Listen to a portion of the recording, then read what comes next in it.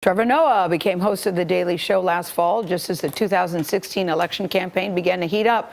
He delivered a nightly satirical take throughout the race, and nearly a week after the results, the comedian is not shy about how he's trying to cope with the outcome.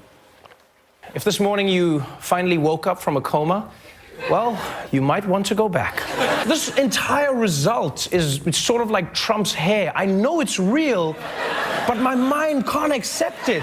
Mr. President, it was a great honor being with you, and I look forward to being with you many, many more times in the future. Thank you, sir. That is one hell of a performance, especially by President Obama, which means at least one black person should get nominated for an Oscar this year.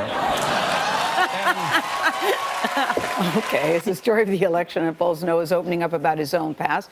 In his new book, it's called Born a Crime, Stories from a South African Childhood. Trevor describes growing up during the twilight of apartheid and the difficult years that followed. Welcome back to the table, Trevor. Thank you so much for having me. Yeah, it's great to have you here. Can I just start with the title of the book, Born a Crime? I read it, I got choked up a couple of times because I knew nothing about your background other than he's South African, I've been there, I think it's a beautiful country, but wow. Born a crime means that when you were born, you were illegal because your dad is white, your mother is black, and they were not supposed to get together. So you spent a lot of your childhood hidden. I did. I spent a lot of my time hidden from the authorities. You know, my grandmother hid me, my mother hid me. We had to hide our family, in essence. You know, I think one of the greatest gifts my parents gave me, though, was the fact that they didn't let me know why we were being hidden. So as a child, that was the only world I knew. I just knew that, you know, we were indoors a lot. I knew that my dad would walk on the other side of the road when we'd go outside. I knew that my mom would sometimes dress up like a maid, which I just thought was her style of dress at the time. So I didn't know that we were being hidden from the authorities in the country that we were growing up in. I didn't know at the time that my very existence was against the law. And then you didn't fit with the black community, you said. You didn't fit with the white community either. Well, I think I didn't fit in terms of what the government wanted me to fit, where they wanted me to be. But I was really lucky in that growing up in an African community, I was welcomed. I grew up as a young black man. I grew up as an African man. And so I felt completely at home. But I mean, my country was one where we were divided into race. So even my mother and I were considered two completely different races and were given different liberties according to the law. So how did it shape you? I think it shaped me because it made me an outsider. It kept me as an outsider, you know, and that's one of the greatest gifts that I only came to appreciate later on in life. And that is when you're an outsider, you're always working to see different people's points of view because the world is never yours.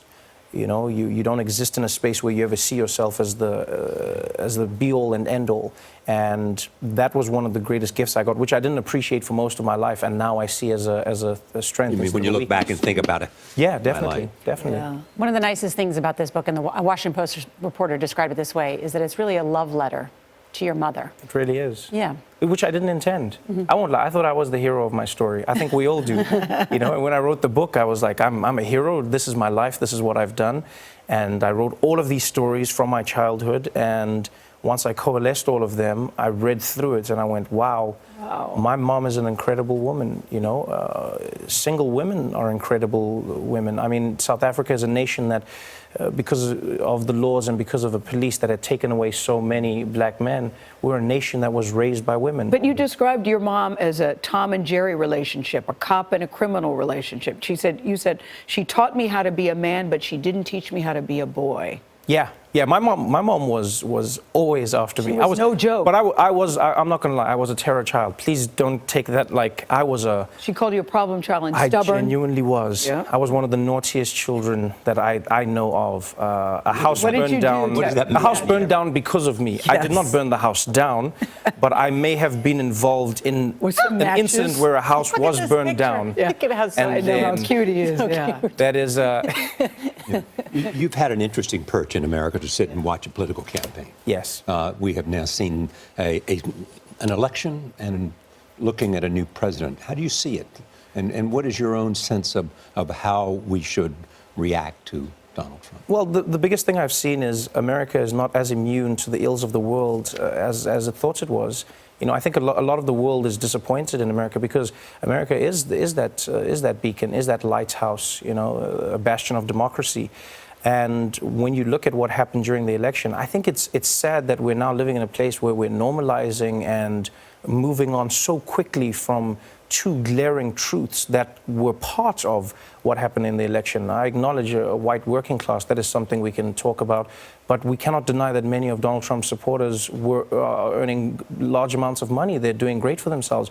But there are people who put two things above everything else, and that is whiteness, and then that is also sex. And misogyny is people talk about the glass ceiling, but what you don't realize is you can't see it because it's see-through. And misogyny has very quickly gone out of the conversation, where even as a man, I have to come to grips with the facts that it is a tough world to be in when there is this invisible monster that keeps you down. They have a term in terms of racism called implicit bias. Yeah, yeah, definitely. And you see that many people, Hillary faced it throughout her life, and I keep trying to think of that. And unfortunately, I have to use a metric in my head where I say, if she were a man. And the fact that I even have to say that means that there is a problem. Yeah. I have to say, if she were a man, how would I see her? Would, her achievements, would they not pale, would her shortcomings not pale in comparison to those achievements? But the truth is, we do live in this world, and until we work on acknowledging it more, we will never, we'll never find the answers. You make the point also, as you point that out, that we've got to understand what our values are and be true to our values. Definitely. Yet at the same time, you say we ought to give Donald Trump a chance.